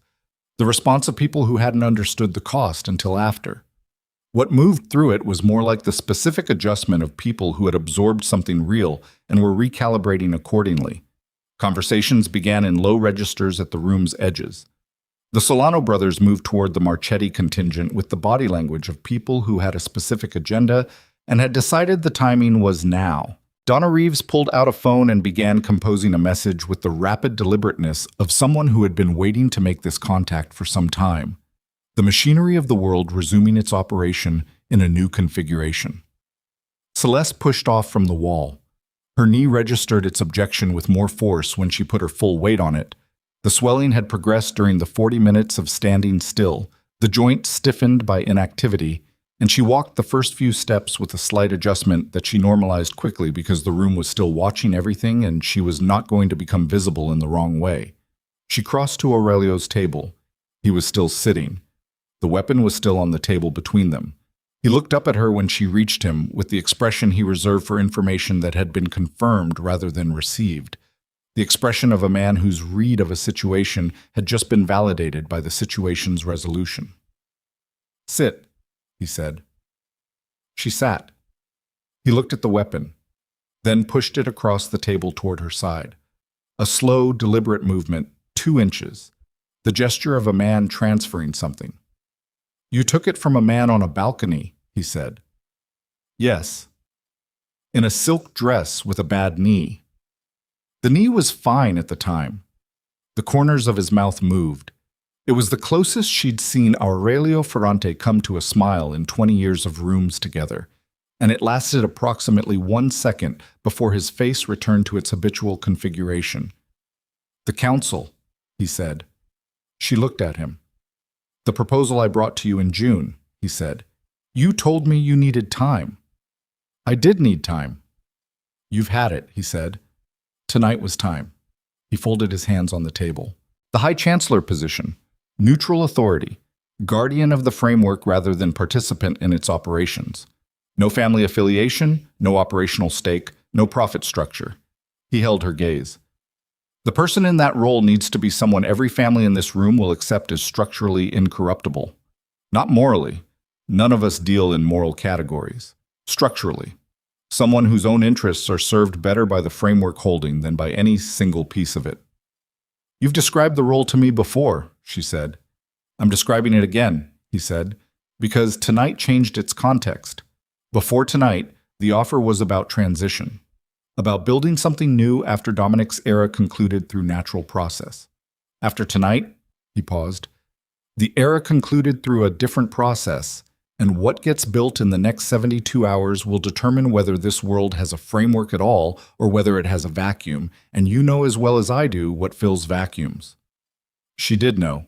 She looked at the table, at the weapon he'd pushed toward her side, at her own hands, the cut across the right palm, the dried blood, the hands that had been still all evening in the way that stillness was a performance, and were now simply still in the way that stillness was just stillness. I want Reyes on the verification team, she said. Aurelio looked at her. The young guard, she said. Luis Reyes. He's better than his current role. I want him in the process of identifying and clearing Solis's remaining contacts. Done, Aurelio said without hesitation, which was the specific quality of a man who had already assessed Reyes independently and reached the same conclusion. And I want Donna Reeves at the table, she said. Not advisory, voting. A pause. This one longer. The families will have opinions. The family's opinions about Donna Reeves are a product of a period that ended tonight, she said. The new framework doesn't inherit those opinions unless we decide to let it. Aurelio considered this for a moment. Then he put his right hand flat on the table, pressed down, and lifted it again. Closed. Done, he said. She exhaled. The exhale was longer than she'd intended, the body releasing something it had been holding since the garden, since the limestone wall, since the 45 minutes of standing in the cold with 2 glasses of whiskey and the shape of a life she'd built examining its own foundations. Her ribs expanded and contracted, and the air left slowly, and the room around her was the same room it had been, and was also, in every functional sense, not. Dominic appeared at the edge of her peripheral vision. She had not forgotten he was in the room, so she never forgot who was in a room. But she had been allowing the fact of him to remain at the edge, in the peripheral register, because the center of the last several hours had required a quality of focus that didn't accommodate the specific complexity of what Dominic Viscari meant to her, which was a complexity she had been managing for 30 years and was not going to resolve in a single evening, regardless of what the evening contained. She turned. He was standing 3 feet from the table, not approaching. He had stopped at 3 feet, which was the first time in 30 years that he had stopped himself from entering a space she occupied rather than waiting to be stopped. His jacket was still torn at the shoulder. His lip had swollen and the bruising had developed into a darker color now, purple-gray at the jaw's edge. The charcoal Brioni suit had not survived the evening in any sense that the evening's beginning would have recognized. He looked at her. She looked back. You knew about the council since June, he said. Yes. You didn't tell me. No. He was quiet for a moment. The room around them had its own sound, the low machinery of the world's business resuming, and inside it, this specific silence between 2 people had the quality of a conversation that had been waiting 30 years for the right conditions to become possible. Because you knew I'd make it about myself, he said. She held his gaze. Because I would have, he said. Not a question. The statement of a man applying an accurate assessment to himself for what might have been the first time, finding it fit, finding the fit worse than the uncertainty had been. Dom, she said. Don't. He said it quietly, not cutting her off in the way he'd cut people off for decades, the authority reflex, the conversational dominance. Quietly, the way you said a word when you needed to hold something still for a moment before it moved into the next thing. I know what happened tonight. I know what 30 years of it. He stopped, started again. I don't have the words for it. You don't need words right now, she said. I need something, he said. I'm standing in my own building, and every man in this room knows more about what held it together than I do. And the woman who actually held it together is looking at me like... He stopped again. Like she's already decided something. She looked at him. She had been looking at him for 30 years. The real looking, the kind that saw both the man and the myth and held them in separate registers simultaneously. She had made her peace with the distance between those 2 things, the gap between what he was and what he performed, and had built her life in that gap, had done her best work in it, had found a kind of freedom there that a different life might not have offered. She did not hate him. She had not hated him tonight, not in the garden, and not in the corridor, and not when his name was still on every structure she'd spent 30 years building while her own name appeared on nothing. But she had also been 54 years old in a silk dress on an iron balcony with a broken-wristed shooter and a 9-year betrayal and a weapon she'd never wanted to know how to use, and somewhere in the distance between the woman who'd sat down at a negotiating table uninvited at 24 and the woman she was now, something had used itself up. Not love.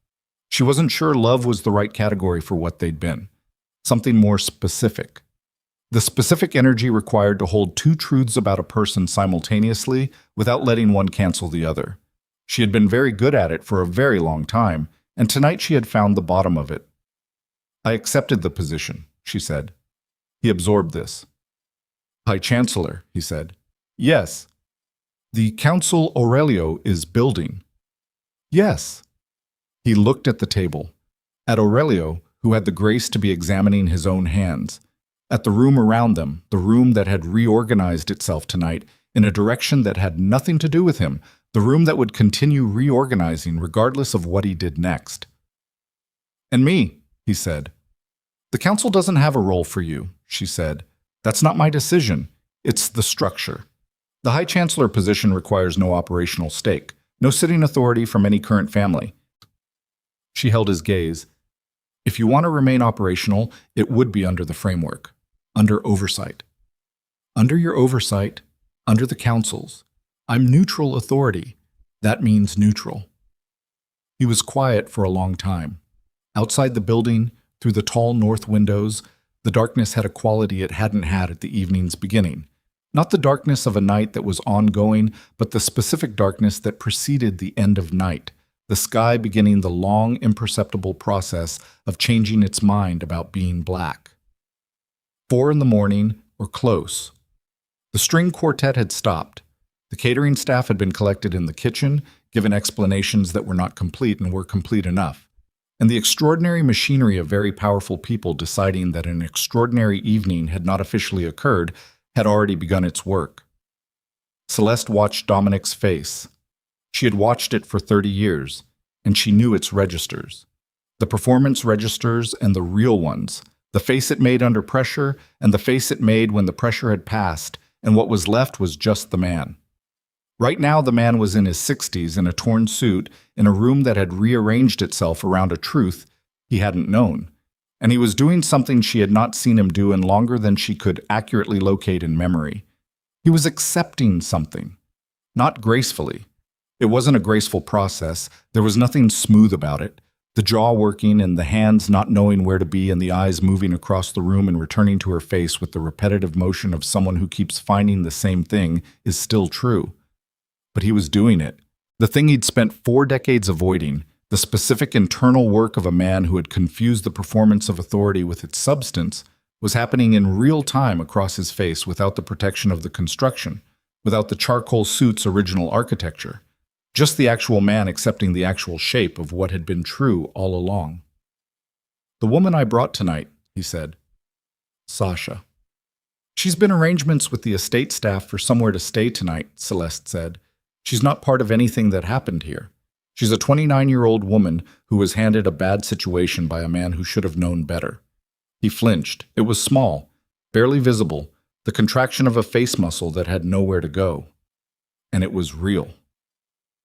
"She'll be taken care of," Celeste said. Not an offer. A statement of what had already been decided, the way she decided things. He nodded. She stood. Her knee had stiffened further during the sitting, and the first step was the worst. The joint, registering a sharp objection that she absorbed without showing, found her gait and normalized. She picked up the weapon from the table. Aurelio watched this without comment and carried it by the frame toward Giulio at the room's edge. "Find somewhere to put this," she said. Giulio took it.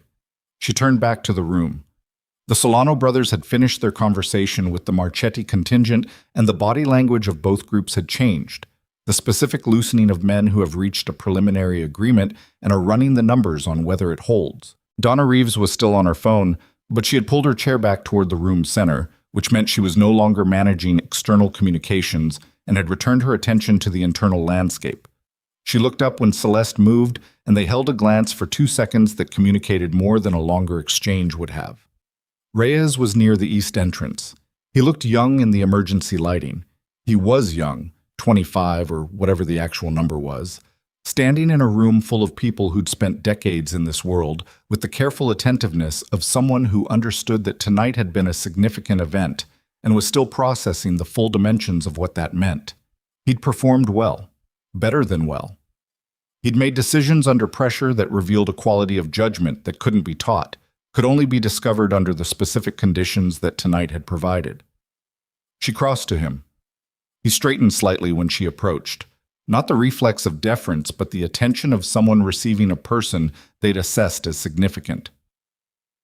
Aurelio's team will contact you in the next 48 hours, she said. You'll be doing verification work, contact by contact, channel by channel, working through Solus's network to identify what's clean and what isn't. It's slow work, detail work. It will take months. He looked at her. Why me? Because you stayed in the stairwell when I told you to wait, she said, and then you followed me upstairs anyway, and you were right both times.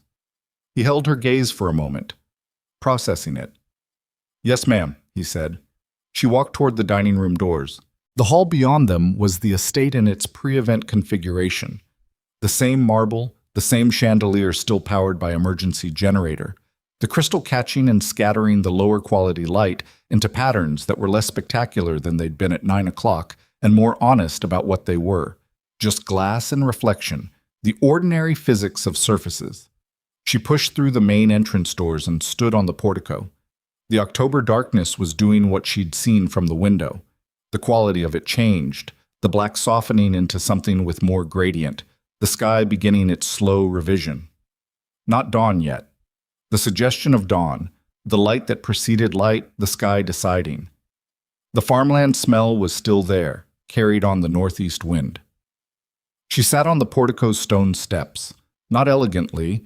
She lowered herself carefully because of the knee, one hand on the stone for support, and sat on the second step with her legs extended and her silk dress completely ruined and her hair having long since lost whatever arrangement it had started the evening with. She sat on the cold stone and looked at the dark tree line at the estate's edge and let the cold do what cold did, which was clarify. She heard the door behind her. She didn't turn around. The step beside her received a weight. Not Dominic, the footfall was lighter. She looked sideways. Donna Reeves sat down next to her on the step. She had a glass in each hand, the same amber whiskey that Enzo Marchetti had offered in the garden, which felt like something that had happened in a different version of the evening, even though it had been 4 hours ago. She held one out. Celeste took it. They sat on the stone steps of the estate in the pre-dawn dark and didn't say anything for a while, which was the specific comfort of two people who had been in the same room through the same long night and had no need to perform the end of it for each other. The council, Donna said eventually. Yes. He put me at the table. I put you at the table, Celeste said. He agreed. Donna looked at her glass. There's a difference. Yes, Celeste said. There is. Donna drank, set the glass on the step between them. You know what the families are going to say about both of us, about the structure. I know. It's going to be loud for a while. Loud things usually are, Celeste said, until they're not. The tree line at the estate's edge had begun to separate from the sky, the specific moment when darkness had enough gradient that shapes within it became distinguishable, the trees becoming trees again instead of a dark mass. Somewhere in the distance, the first birds were beginning, not singing yet, the tentative single notes of creatures testing whether the night was actually finished. The door opened behind them again. This time she did turn. Aurelio stood in the doorway. He had his jacket on still, the one he'd worn all evening, and he held nothing. No glass, no phone, his hands at his sides, the specific self-containment of a man who didn't require props to occupy a space. He looked at Celeste on the step. The emergency council will convene tomorrow evening, he said. Every family currently represented inside. I know, she said. They'll vote on the framework proposal, formally. I know. He looked at her on the cold step in the ruined silk dress with the glass in her hand and the cut across her palm and the knee she was keeping carefully still. "The vote will not be unanimous," he said. "Farini will object on principle. He objects to everything on principle. It's his position in any room. 2 of the smaller families will follow him publicly and comply privately, which is also their consistent pattern." "I know," she said again. "And Dominic." She looked at him. "He'll address the room tomorrow," Aurelio said. "Before the vote. He's asked to." He held her gaze. "I think you should let him." She considered this. Not long. The consideration took the length of one controlled breath, the information already present, the processing already done in the way decisions were done, when the relevant experience was deep enough that the surface deliberation was mostly ceremony. "All right," she said. Aurelio nodded. He looked at the sky for a moment, the same sky she'd been watching, the same pre-dawn revision in progress. And then he went back inside, and the door closed, and she was on the step with Donna Reeves and the 2 glasses and the birds beginning in the distance. She thought about solace, not with the heat of it. The heat had burned through in the last several hours, the specific combustion of betrayal running its course, and what remained was the cooler thing, the thing you had to carry after. 9 years. The contacts he'd vouched for, the channels he'd confirmed, the verification systems she'd built on foundations he'd laid. She would spend the next year, probably longer, taking it apart and rebuilding, finding the real floor beneath the constructed one, learning which things were hers and which things had been architecture she'd been allowed to believe was hers. It was the hardest kind of work, not because it was technically demanding. She'd done harder things technically, because it required holding the knowledge of what had been done alongside the continuing requirement to function, to build, to trust the next thing provisionally, while the last thing was still being measured for what it had actually been. She looked at her right hand. The cut across the palm, dried, a thin, dark line. She closed her hand, opened it. Donna Reeves said, "For what it's worth?" Celeste looked at her. "What it cost," Donna said. "Tonight. All of it." She looked at the tree line. It was real. Whatever else it was real. Celeste looked at her hand. "Yes," she said. It was. The sky was changing, not dramatically. It never happened dramatically, the coming of light, regardless of how many times you'd seen it described that way. It happened in the way real things happened, gradually, without announcement, the darkness not giving way so much as becoming something else, the black resolving into gradients of blue and gray, the shapes of things emerging not because the light arrived, but because the dark departed, the world reassembling itself object by object from the same materials it had always contained, just visible now, just available. Celeste Arden sat on the cold stone steps of the estate and watched it happen, and did not look away, and the birds in the distant tree line added their voices one at a time until the sound of them was continuous, and the estate behind her held what was left of a world that had come very close to burning and hadn't. And the morning came the way it always did, without asking permission from anyone.